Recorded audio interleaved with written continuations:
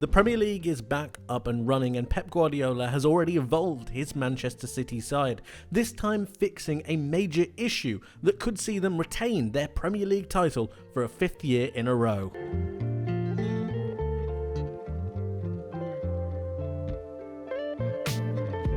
The problem that I'm talking about is, what do Man City do about Rodri? More importantly, what do they do without him? We've seen Manchester City's win rate really diminish without Rodri in the side. Their progression through the centre of the pitch hasn't been the same, and their defensive stability has really taken a hit. But in the game against Chelsea, I think we saw a little glimpse into what Pep Guardiola was thinking, and it looked a little bit like this. This is the side that he played against Chelsea. Now, you might notice already in the centre defensive midfield position, we have Mateo Kovacic. Normally as a centre mid for Man City, this is a different role for him to operate, and in fact, he played a much deeper role that I think a lot of people were expecting. Now, what this actually did was allowed the likes of Kevin De Bruyne and Bernardo Silva to really pin themselves onto the Chelsea centre midfielders. Here we have a particular moment where Kovacic is then going to drop into this pocket of space just between the centre backs to allow for a bit more progression from this Man City outfit. Chelsea are then going to start pressing him, and it's going to be quite a difficult scenario, but I think the way that Kovacic deals with this is extremely impressive. Akanji is then going to play the ball through into Kovacic, and I just want to mention Rico Lewis right here. The movement from the right back infield to a more central role just allows and gives Kovacic another avenue to be able to play a pass into. This gives them the opportunity to bypass this pressure that's being given by Chelsea, and it just allows them to really take that pressure away. Look, you got 1, 2, 3 players pressurising. Enzo Fernandez is a little bit late on Kovacic, which is why this works so well, but look at Rico Lewis and the space that he's in. Now, because Kovacic is able to play this round the corner into Rico Lewis's path, it also still means that Bernardo Silva and Kevin De Bruyne don't need to be here. They're much further up the pitch, and that means that they're able to pin back Chelsea's centre mids. And because Chelsea's centre mids are pinned back so far, it means that the space is so readily available for Rico Lewis to turn into, but also for Kovacic to hit. This gives Manchester City a better option of transitioning the play, and it's just so well worked. Ball gets played through into Rico Lewis, who is then able to drive forwards with the ball. Really well done, really intricate play by Kovacic, who was able to just shuffle across, and then they're away. Really good stuff. The double pivot that Enzo Maresca decided to use was really hampered by De Bruyne and Bernardo Silva occupying spaces a little further up the pitch. This turned Manchester City into something of a 4-1-4-1 out of possession, and it meant that Manchester City were just so much more aggressive up against Chelsea when Chelsea were trying to play out from the back. This is a really good example of what I was talking about with Manchester City without the ball. So we've got Wesley Fofana here, he's looking for a pass, and just notice a couple of things there. First of all, you've got Kevin De Bruyne and you've got Bernardo Silva. Look how high they are. Look how close together they are as well. And they're being pinned onto Romeo Lavia and Moises Caicedo. Now, what this does is it prevents Chelsea from being able to play the ball into their midfielders. It just means it's that little bit more difficult. Because this option isn't available, they then need to look to the wide areas. And because Man City are so narrow and have the ability to really push infield, it just means that it's a little bit more difficult for Chelsea to be able to find those wide areas, because they know they're able to spin out and then make it a little bit easier. It's a play that Manchester City are making, and they're almost guiding Chelsea into particular tactics so they can be able to win back possession. You've got Kovacic here who's marking Enzo Fernandez, and it all of a sudden just makes it really difficult for Chelsea to play out.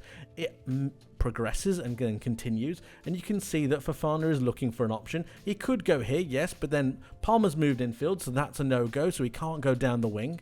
It's just a little bit difficult, and it's all made possible because we know how much Enzo Maresca likes to go through the centre of the pitch. Pep Guardiola has realised that and pinned 2 players onto 2, and it means that it's that little bit easier for Manchester City to defend against. You've actually got Wesley Fofana here gesturing to Romeo Lavia, who is also doing the same thing. They're trying to problem solve here. They're trying to make a solution, find a solution, but they can't because Manchester City have cut off those spaces. They've stopped them being able to play through. And in the end, He actually forces the pass over to Lavia, who isn't really ready for it. And then what have you got? You've got Bernardo Silva pouncing. You've got Kevin De Bruyne waiting. You've got Erling Haaland ready to go. It just doesn't make a lot of sense. Look at Bernardo Silva right here, pouncing on Lavia. It prevents Chelsea from playing through the centre of the pitch. This is a no-go, not available. They have to find a different way. And in the end, what ends up happening? They have to go long. It's really well done by Man City. And again, it almost covers up the fact that Rodri isn't everywhere. He's not having to fill in those spaces. And I think this is really facilitated by the role that Mateo Kovacic plays in this side. But also in possession, Man City did a number of really interesting things. And it was down to the rotation that Kovacic had with some of his teammates. So for example, when Man City were in possession, you know that Chelsea ended up being a little bit more defensive, sticking with that 4-4-2. But it was extremely important that whoever moved into whatever position, these two roles were always taken. The central attacking midfield roles on both the left-hand side and the right-hand side always needed to be occupied by a Manchester City player, and this gave them balance throughout their attacks.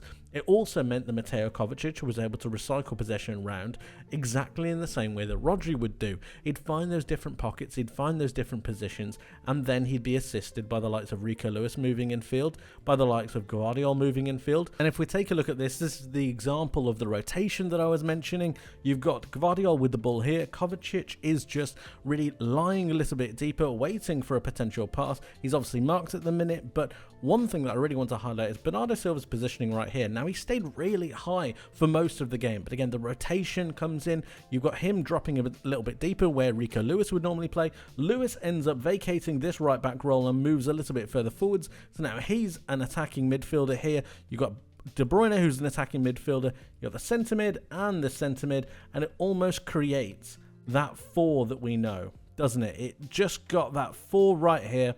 And then it allows for Man City to control proceedings, to control possession.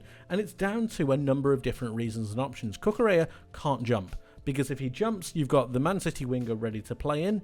You've got Haaland on the back of the 2 centre-backs, so they can't jump onto one of these 2 players either. It also pins back Lavia and Caicedo, because it means that they need to worry about those attacking midfielders. It gives Man City that little bit more space, because they're not going to be pressing all of the time. It's so well worked, so well done, and again, it's through those tactical changes that Guardiola has made. And all of a sudden, Manchester City became a lot more fluid, and it's through this fluid nature that Kovacic had that allowed them to progress the ball forwards.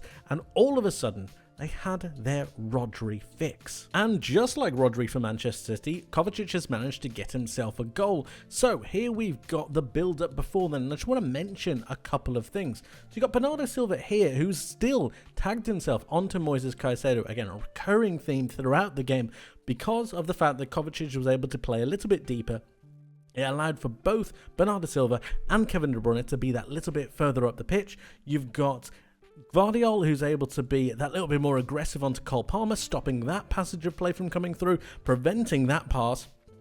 And you've got Erling Haaland pressurising Wesley Fofana, who is on the ball. The only option that Fofana has is to go long. That's the only one that he's got. And he ends up doing that. He ends up playing the ball long. And what have you got already? You've got Mateo Kovacic in acres of space, reading the play. And again, this is what Rodri does. Only Rodri does this for Manchester City. Able to stop the ball, receive the ball, and then play it through. Instead, he takes it down with a touch, really well done, and he drives forwards. Now, I think it's actually quite stark to see Kovacic just drive past Caicedo in the way that he does, drive past Enzo Fernandez in the way that he does, considering the amount that both of them cost, but he does it. It's really well done, really well worked. I mean, it's terrible defending, really, when you look at it, but look at the space. And again, the Chelsea defenders are not aggressive enough. They don't go towards him, and he drives through the heart of this Chelsea midfield, and then he takes a shot. It's brilliantly done. Possibly the goalkeeper could have done better, but it's a great shot, great, well worked. And it ends up being a goal. And all of this and the game in its entirety gets facilitated by the fact that Mateo Kovacic played that low, deep-lying Rodri role for Manchester City, allowing for all of the other players, including De Bruyne, including Bernardo Silva, to go and do what they do best. Could be the answer when Rodri is not in the side, and I believe Pep Guardiola has found the answer to that. Less of a reliance on Rodri allows him to be rested a little bit more with the game plan that they've got. I think it's pretty brilliant and could lead to them getting yet another title. But of course, let me know what you guys think in the comment section below. What do you think about the match, and what do you think about Manchester City's chances this season? Let me know. I would love to hear from you. Thank you ever so much for watching. I hope you enjoyed, hope you learnt something new, and I hope to see you in the next one. But until then, my friends, take care.